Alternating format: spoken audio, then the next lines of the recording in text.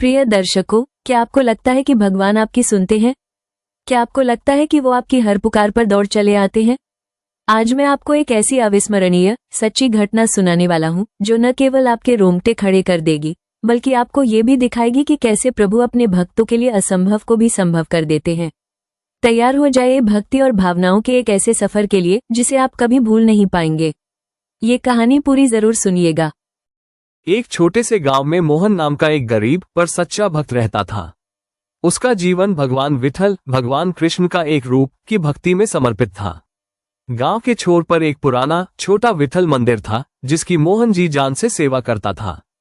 उसके पास खाने को भी पर्याप्त नहीं होता था, पर वह हर दिन मंदिर की साफ सफाई करता, आरती करता और भगवान की मूर्ति को बड़े प्रेम से निहारता। मंदिर में भगवान विठल की एक पुरानी मूर्ति थी जिस पर गांव के अमीर लोगों ने कई बेशकीमती सोने हीरे के आभूषण चढ़ाए थे। मोहन कभी उन आभूषणों की तरफ देखता भी नहीं था। उसकी भक्ति सिर्फ और सिर्फ भगवान के स्वरूप के लिए थी। एक काली रात मंदिर से सारे बेशकीमती आभूषण चोरी हो गए। अगली सुबह जब पुजारी और गांव वाले मंदिर पहुंचे तो मूर्ति से आभूषण गायब देखकर हाहाकार मच गया। तुरंत पुलिस बुलाई गई। पुलिस ने छानबीन शुरू की। चूंकि मोहन ही मंदिर में अकेला रहता था और सब कुछ वही संभालता था, शक की सुई उसी पर घूम गई। गांव वाले जो कभी मोहन की भक्ति की तारीफ करते थे, अब उस पर उंगलियां उठाने लगे। ये गरीब है, इसने ही लालच में आकर चोरी की होगी। मुखिया और पुजारी ने भी मान लिया कि मोहन ही चोर है। पुलिस ने मोहन को पकड़ लिया और उसे बेरहमी से पीटा ताकि वह अपना गुनाह कबूल कर ले। मोहन ने बार बार कहा, मैंने कुछ नहीं किया, मैं अपने प्रभु के आभूषण चुराने की सोच भी नहीं सकता।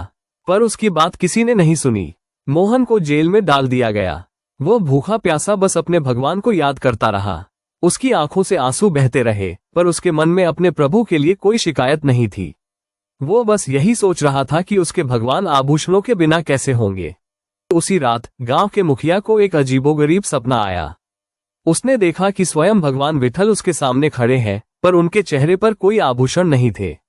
भगवान ने उदास स्वर में कहा, मुखिया, तुम लोगों ने मेरे सच्चे भक्त को जेल में डाल दिया।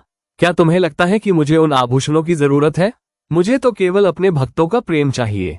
मोहन ने चोरी नहीं की है। असली चोर गांव के बाहर के लुटेरे हैं जो आज रात गांव छोड़कर भागने वाले हैं। जाओ, मेरे मोहन को मुक्त करो और उन लुटेरों को पकड़ो। मुखिया हड़बड़ा कर उठा। उसे अपनी गलती का एहसास हुआ। उसने तुरंत पुलिस और गांव के कुछ लोगों को इकट्ठा किया और सपने में बताई गई दिशा में भेजा।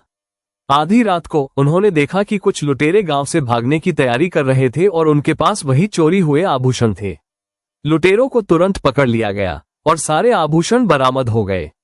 सुबह होते ही मोहन को जेल से रिहा कर दिया गया। गांव वाले अपनी गलती पर शर्मिंदा थे और उन्होंने मोहन के चरणों में गिरकर माफी मांगी। मोहन ने किसी से कोई शिकायत नहीं की, बस मुस्कुरा दिया। उसे सबसे ज्यादा खुशी इस बात की थी कि उसके भगवान के आभूषण वापस मिल गए थे। मंदिर में फिर से आभूषण सजाए गए, पर अब गांव वालों की नजर आभूषणों पर नहीं बल्कि मोहन की अटूट भक्ति पर थी। उन्होंने जाना कि भगवान को सोने चांदी से ज्यादा अपने भक्त का निस्वार्थ प्रेम प्यारा है। मोहन की यह कहानी पूरे क्षेत्र में फैल गई और हर कोई यह मानने लगा कि जब एक सच्चा भक्त मुश्किल में होता है तो भगवान स्वयं उसकी लाज रखने आते हैं।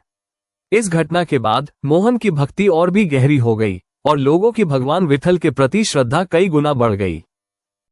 अगर आपको ये कहानी अच्छी लगी हो तो कृपया कमेंट्स में जय श्री विठल या जय श्री कृष्ण लिखकर हमें बताएं और ऐसी ही प्रेरणादायक और भक्तिमय कहानियां सुनने के लिए हमारे चैनल को सब्सक्राइब करना न भूलें।